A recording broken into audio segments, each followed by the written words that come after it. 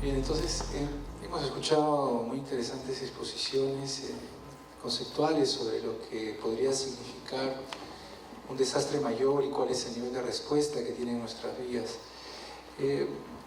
Yo quisiera aprovechar la presencia de los distinguidos ingenieros acá en la mesa técnica para hacer algunas preguntas de manera general. Yo he visitado, conozco un poco del país, de la infraestructura del país. No soy tan experto como ellos, pero algo sé. He visitado diferentes ciudades y entonces me ha quedado mucho la preocupación de cómo reaccionamos como país en diferentes circunstancias, y además de lo que ya podría pasar en Lima, ¿no? O sea, Lima concentra el 33% de la población del país, pero más allá de Lima también existen algunas situaciones que son un poco particulares. En primer lugar, me gustaría hablar un poco de las carreteras que existen en nuestro país. Hoy en día hablamos de qué tan resilientes o qué tanta capacidad de respuesta tienen nuestras carreteras. Cuando escuchamos hablar sobre las brechas de infraestructura y las brechas en las carreteras, normalmente, por ejemplo, nuestro sistema económico define que las brechas están más relacionadas a cubrir de pavimento, ¿no? O sea, hacemos toda una serie de análisis y decimos estables. En la sierra estamos hablando, además de los sismos, de la geodinámica externa y también un poco de lluvia, ¿no? Estamos hablando de que la sierra normalmente llueve pues, entre 200 y 400 milímetros por año, es una lluvia mediana. Y en la selva hablamos menos de sismos, hay sismos en la selva, pero digamos, no son muy recurrentes, pero sobre todo hablamos de geodinámica externa, de la famosa reptación de la que hablan los geólogos frecuentemente, y de las lluvias, ¿no? En nuestra selva llueve más de 1000 milímetros por año. Hay una zona que se llama 15.000, imagínense la cantidad de lluvia que cae porque son 15.000 milímetros por año. Y entonces, en estos diversos escenarios donde los peligros son diferentes, ¿cuál es nuestra respuesta? Porque si nosotros hablamos de la selva en particular, nosotros como sociedad, digamos, como ingeniería propia, hemos presenciado estructuras, la de los incas, que han durado 500 años sin mantenimiento en zona de selva, sin ningún deslizamiento. Hace poco yo he visitado algunas carreteras que tienen muy poco inaugurado y que ya están deformándose y que ya tienen problemas de continuidad, ¿no? Entonces hemos aprendido, hemos retrocedido. Entonces yo quería hacer una reflexión sobre las carreteras en general para empezar esta discusión, y no sé si alguno de las personas, quizás la ingeniera Provías, podría respondernos un poco a estos tipos de peligros, por favor. Sí, buenas noches. Muchas gracias por la invitación al Ministerio de Transportes y Comunicaciones. En base a la ponencia de hoy día, debo indicar que el Ministerio de Transportes y Comunicaciones, de acuerdo al Reglamento Nacional de Gestión de Infraestructura Vial, ha desarrollado las normas técnicas para gestión de emergencias viales, ¿no? Estas normas técnicas lo que permite es que las autoridades gestionen lo que está diciendo el ingeniero, cómo dar respuesta.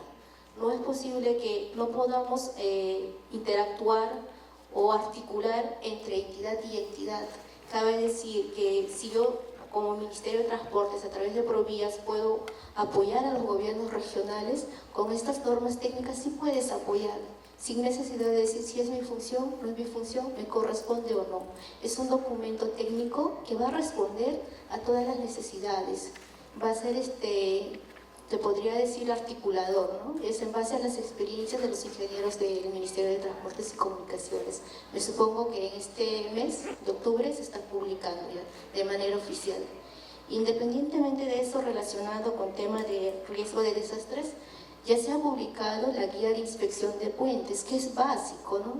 Como decía la ingeniera, nuestros puentes no se está registrando, no se está inventariando, no estamos haciendo el análisis principal o específico. Con ese documento nosotros podemos gestionar, podemos interactuar, y es de cumplimiento obligatorio por los 3 niveles de gobierno.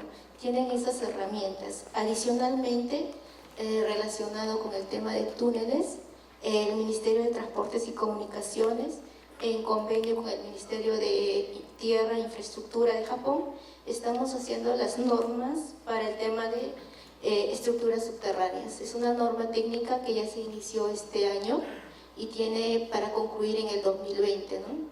Entonces, básicamente para el tema de sismo resistente, ¿no? Entonces, en cuanto a lo que dijo el Ministerio de Transportes, además tiene un convenio y ya está trabajando ya con el Banco de Desarrollo de América Latina, el CAF, básicamente para atención de caminos, ¿no? Con Provías descentralizado. Y como Ministerio y como Provías Nacional ya estamos haciendo nuestros planes y programas para atender desde como dijo el ingeniero, no solamente la atención a la emergencia, la prevención.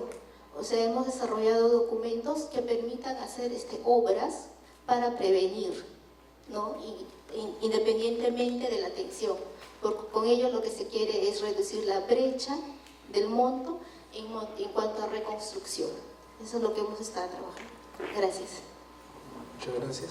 Bueno, de todas maneras me queda la duda de cómo incorporamos el peligro de geodinámica de la rectación y las lluvias.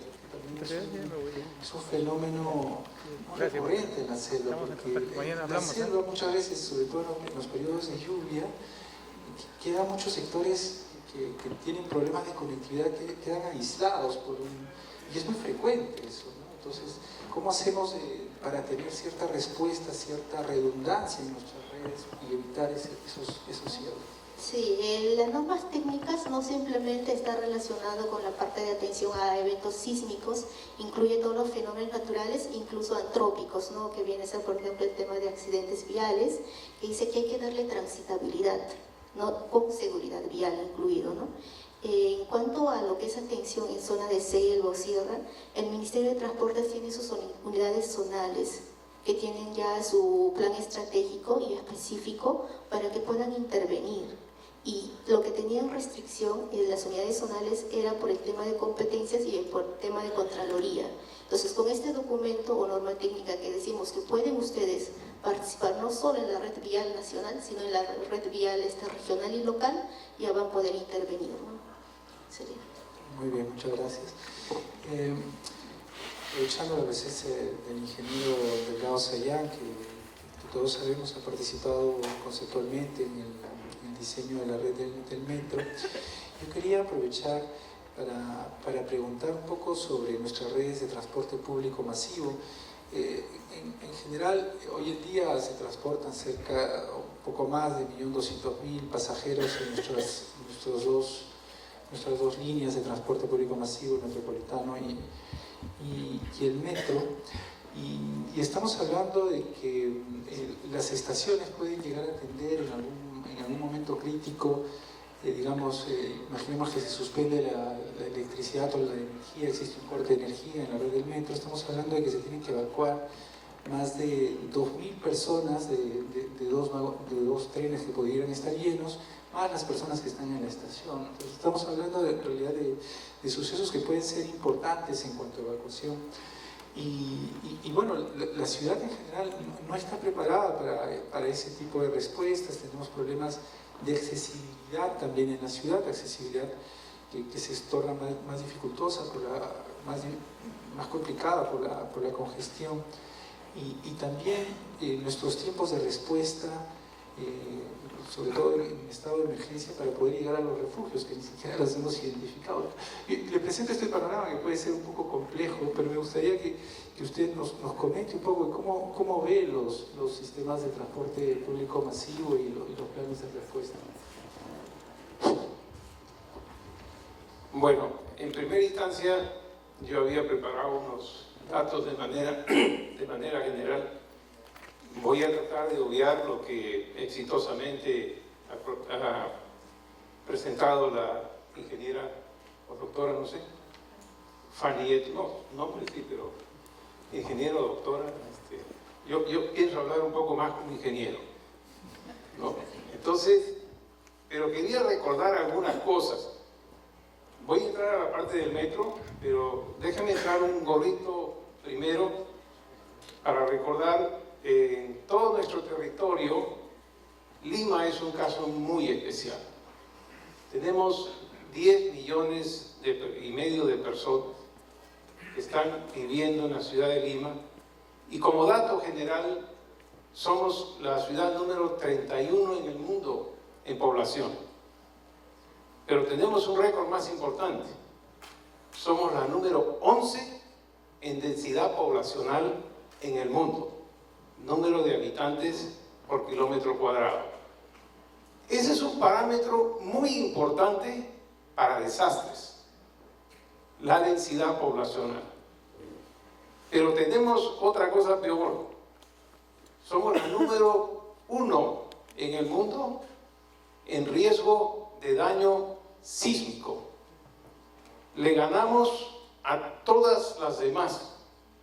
El sistema asegurador mundial, que es la Lloyd's de Londres, encargó a la Universidad de Cambridge en el 2014 para que hiciera un estudio de riesgo sísmico que le sirve a todo el sistema asegurador mundial. Porque ustedes saben que la Lloyd's de Londres, todos los seguros, mentira, que Pacífico, RIMAC, no, todo termina en la Lloyd's de Londres, en cuanto a riesgos. Bueno, ellos nos dan a Lima como el primer lugar de riesgo en el mundo. Le ganamos a todos, a los asiáticos, etcétera, con una pérdida potencial de 36.000 millones de dólares para el sismo que estamos esperando. Como muy bien hizo la doctora Eto, presentó en su mapa del Instituto Geofísico del Perú, pero una cosa bien interesante, cuando puso todas las redondelitas y las bolitas, si uno mira la zona donde menos actividad ha habido en los últimos 273 años, es Lima.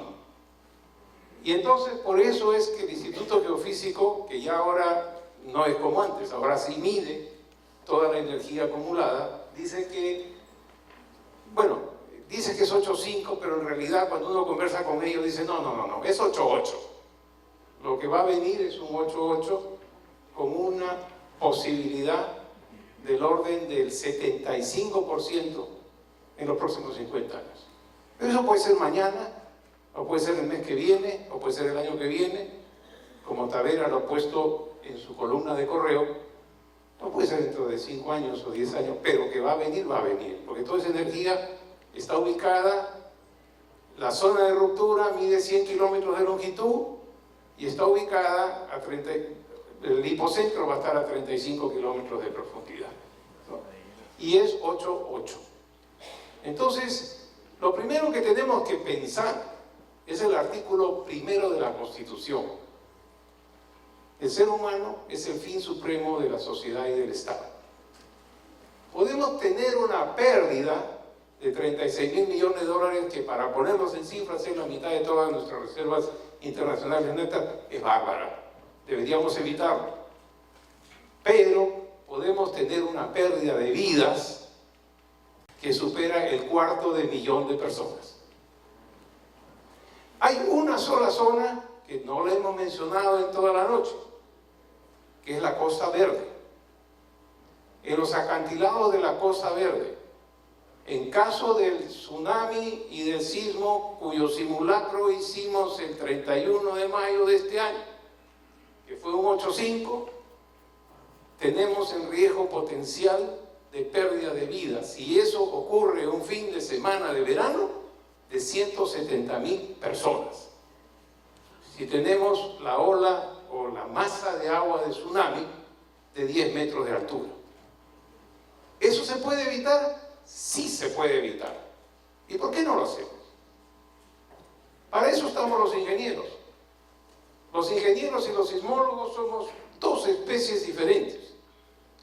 Los sismólogos son los Nostradamus, los que nos dicen el sismo que va a venir, cuándo va a venir, la energía que tiene que ser liberada. Ellos nos dicen eso, y lo dicen ahora con mucha certitud, porque la instrumentación moderna y los satélites hoy día lo permiten. Antes no, ahora sí.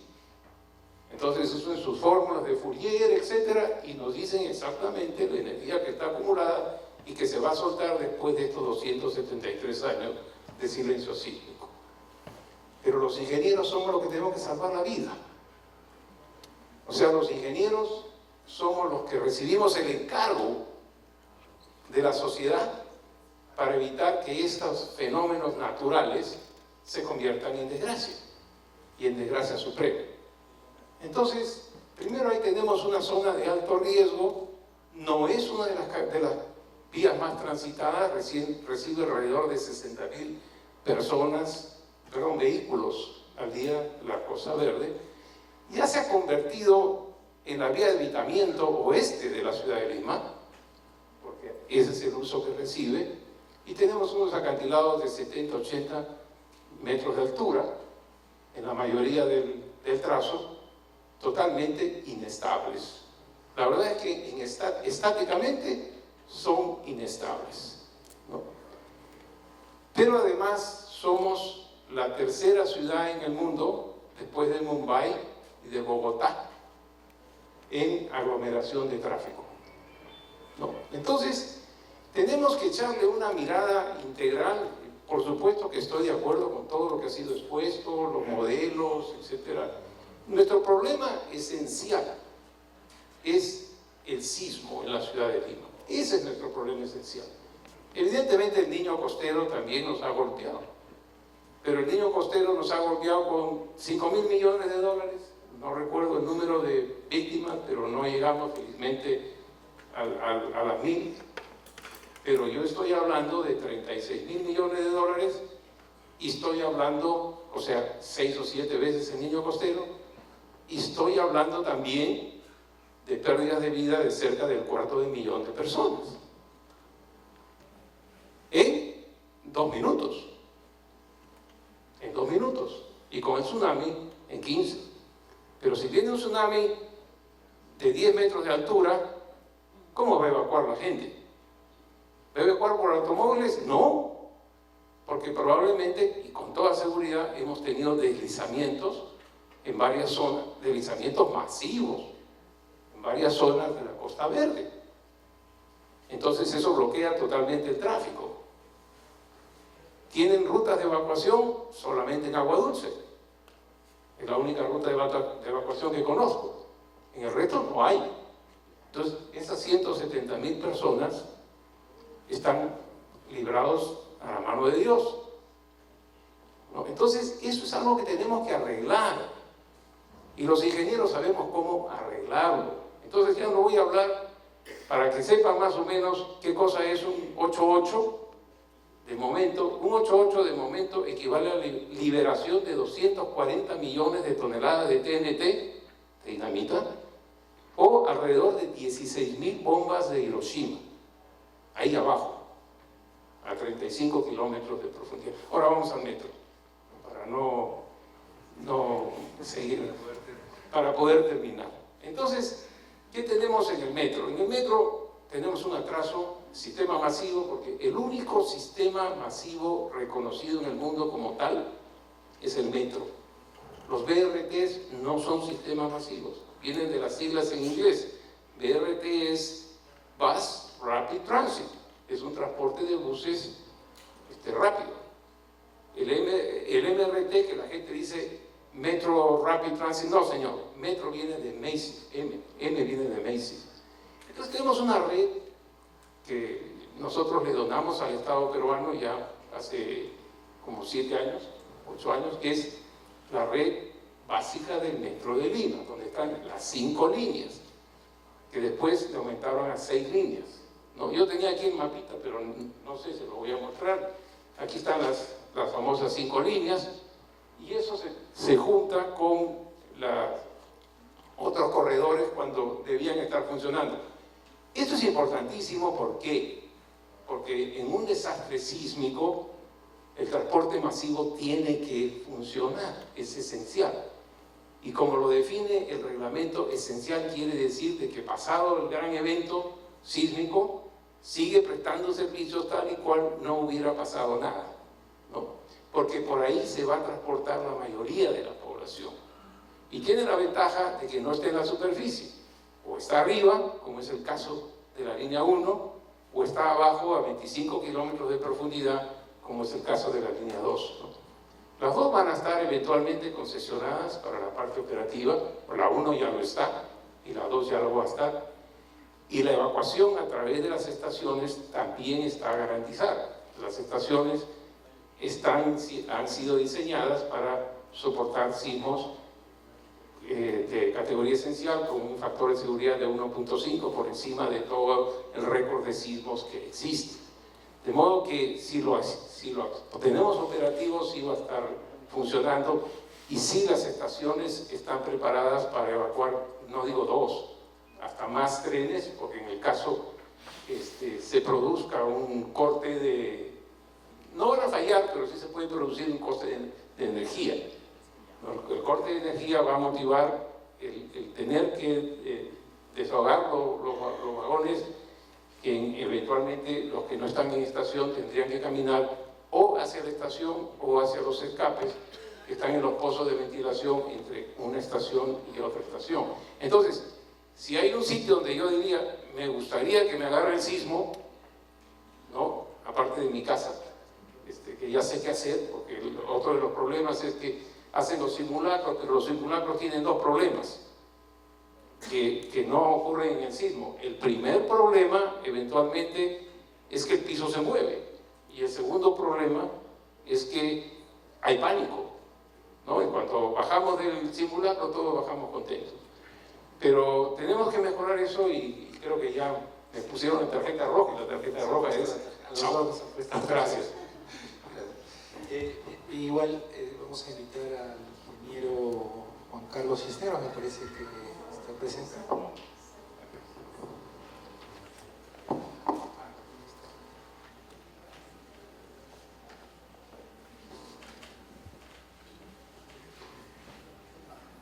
Perdón. Vamos al ingeniero Saúl Castillo, por favor.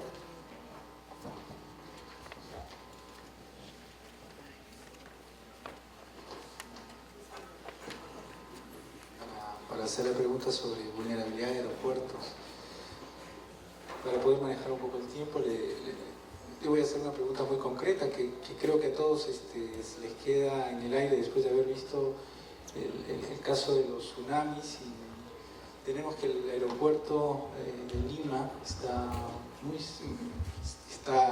la costa, muy pegado al mar, e incluso en la zona delimitada como zona de tsunami. Entonces, por favor, si nos pudiera explicar muy brevemente sobre la vulnerabilidad del aeropuerto. Bueno, buenas noches. Es importante ver los estudios que hay sobre el riesgo del aeropuerto, la exposición que tiene el aeropuerto ante un tsunami. Lo que debemos tomar en cuenta primero son las cotas. El punto más alto del terminal son 36 metros sobre el nivel del mar, y el punto más bajo de la pista viene a ser alrededor de 15 metros sobre el nivel del mar. Si tienen calculado una ola de 10 metros, es posible que sí llegue agua, pero no va a llegar a causar daños, como podemos haber visto en otros lugares. También es importante rescatar las palabras del ingeniero Peña Herrera, que corrobora algo que nosotros hemos estado viendo estadísticamente, ¿no? En México, en Chile y en Ecuador, las pistas no han sufrido daños. Si bien los suelos son diferentes, estas estructuras o estos pavimentos son construidos con un estándar que lo da la OASI. Entonces, eso nos da una probabilidad muy alta de que la pista del Jorge Chávez siga operando. Muy aparte de ello, los equipos que pueden ser dañados, los servicios básicos como electricidad, agua, que vamos definitivamente a necesitar, y estamos trabajando ya en esa continuidad. Entonces, es importante. Nosotros venimos trabajando con Naciones Unidas, hace poco con Defensa Civil también. Hemos venido trabajando el GATO, que es Aeropuertos Preparados para el Desastre, que es una colaboración que hace DHL evaluando los aeropuertos en el mundo.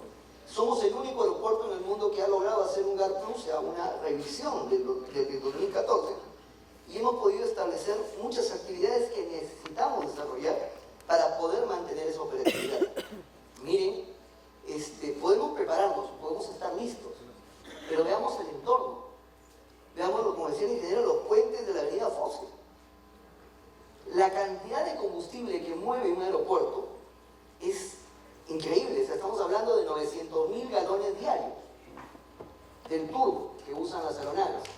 En La Pampilla tenemos, de acuerdo a lo que nos explica Repsol, ellos tienen la posibilidad de que los tanques de turbo sobrevivan ante una inundación porque están en una parte que están altos y están protegidos por unas elevaciones que hay ahí. Entonces, sobreviviendo el turbo, sobreviviendo la pista, ¿cómo llevamos ese combustible a las aeronaves? Por nuestra ubicación geográfica, es casi imposible repostear en otro aeropuerto del Perú, porque no tienen capacidad para poder abastecer aeronaves grandes.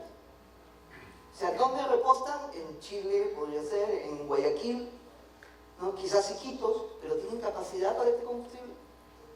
Entonces, la articulación es lo más importante para mí en este momento.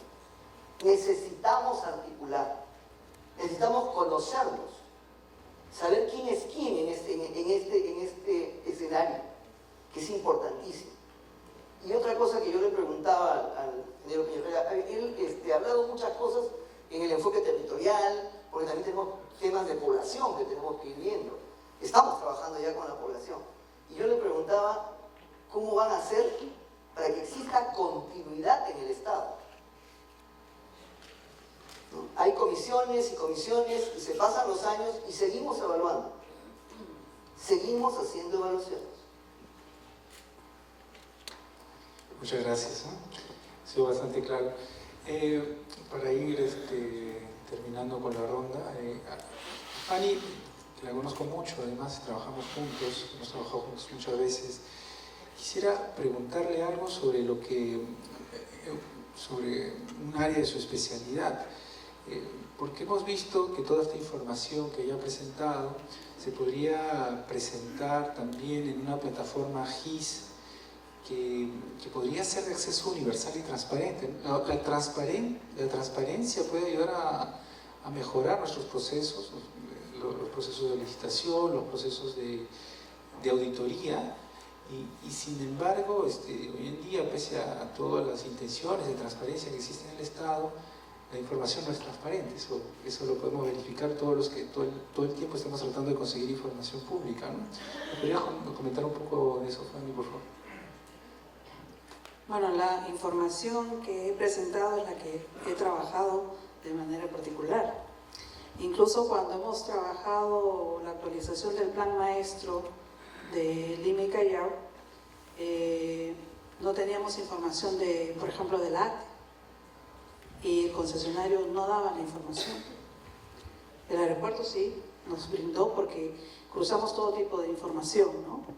Pero la Municipalidad de Lima, por ejemplo, no quiso dar las rutas de transporte público. Y sin embargo trabajamos todo con origen y destino, que es la madre de todo lo que es demanda, ¿no? Y que te determina qué tipo de sistemas tienes que hacer. Por ese lado no hay problema. Hace poco acabamos de terminar un proyecto en Chiclayo, en apoyo a la Municipalidad de Chiclayo, y a ellos les habían borrado las máquinas. Incluso yo cuando entré como gerente de transporte urbano borraron todas las máquinas, ¿no?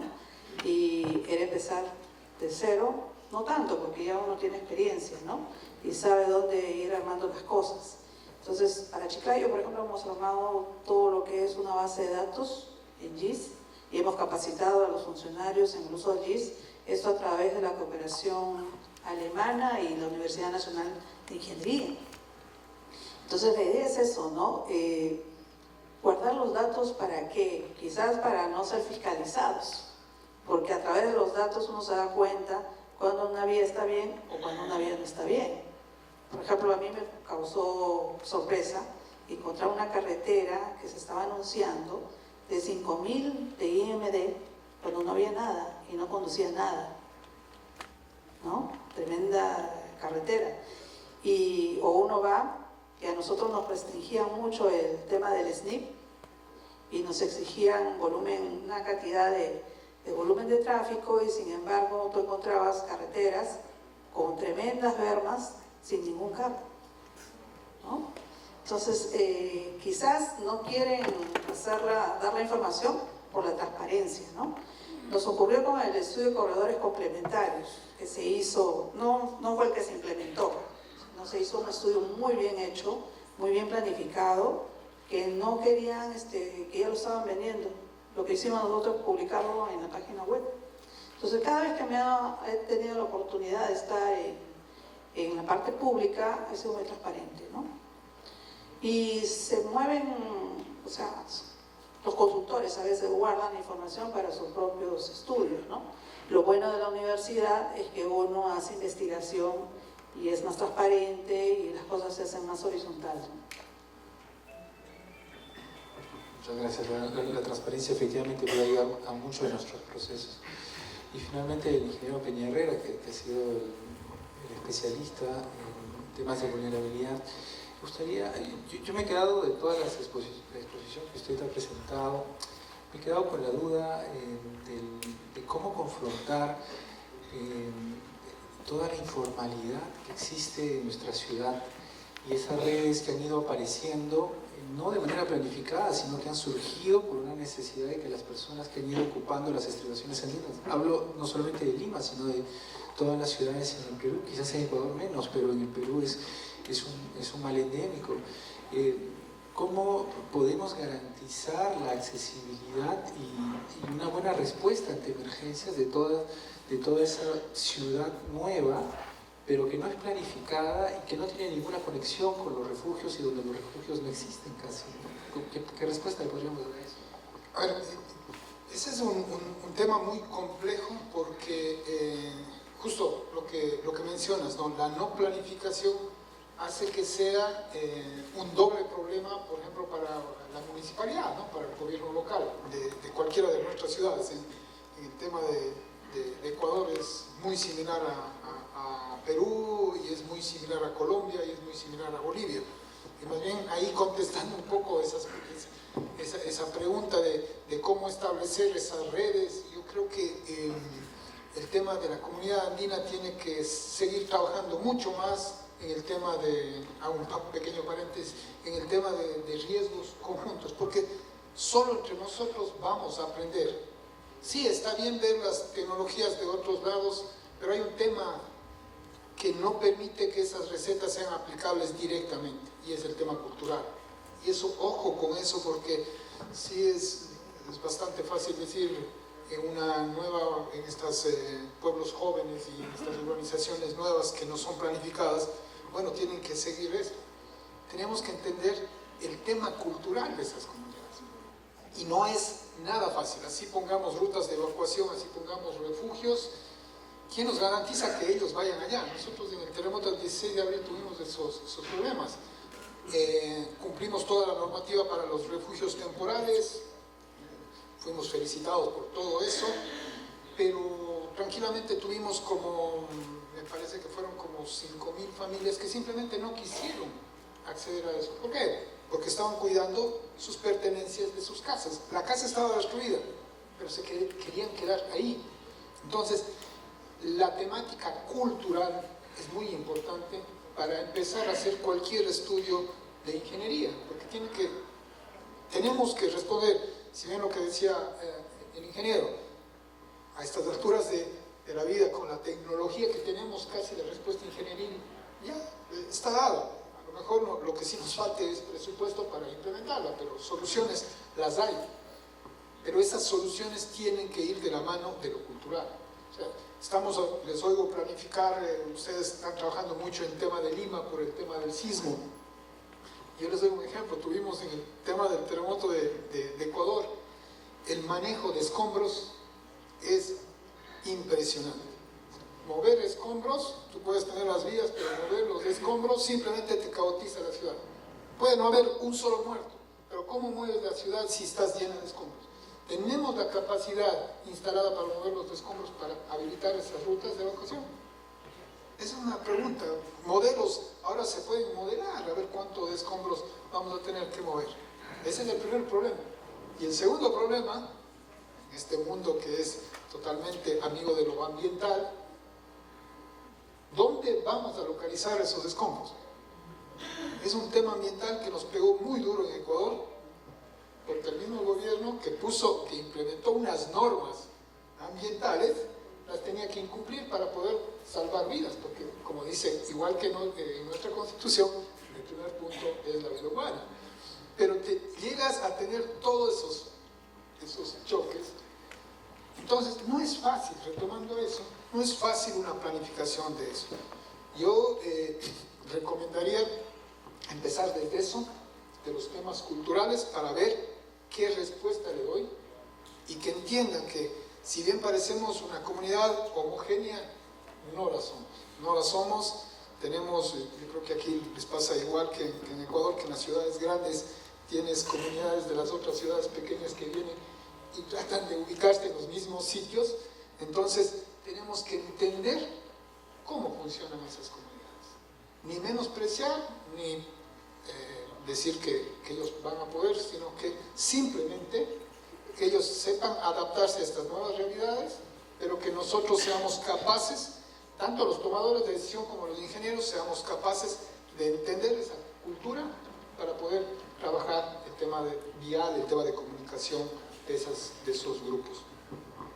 Muy bien, muchas gracias. Muy interesante, sobre todo el tema cultural, que en un país tan diverso como el nuestro, multicultural. Tenemos una pregunta del público para la ingeniera Giselle Príncipe, de Jorge.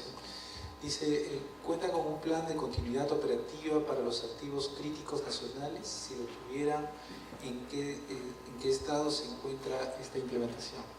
Claro, actualmente el Ministerio de Transportes y Comunicaciones, después del fenómeno del Niño, ya se está implementando todos los planes para activos críticos, básicamente los contratos. O sea, estamos poniendo para los niveles de contratos por administración directa o con contratistas conservadores o en concesionarios, ya hay un tema de riesgos potenciales.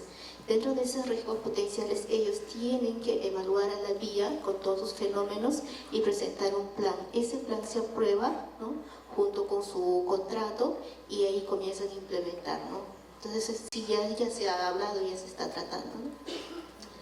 Muy bien, muchas gracias. Entendemos ahora que ya estamos sobre la hora, por lo tanto le agradezco mucho la participación a nuestros panelistas y además me parece que hemos tratado de barrir la mayor diversidad de infraestructuras para que ustedes puedan tener también una visión y las preocupaciones sobre la vulnerabilidad y sobre los riesgos y los peligros a los que estamos expuestos. Les agradezco mucho su atención.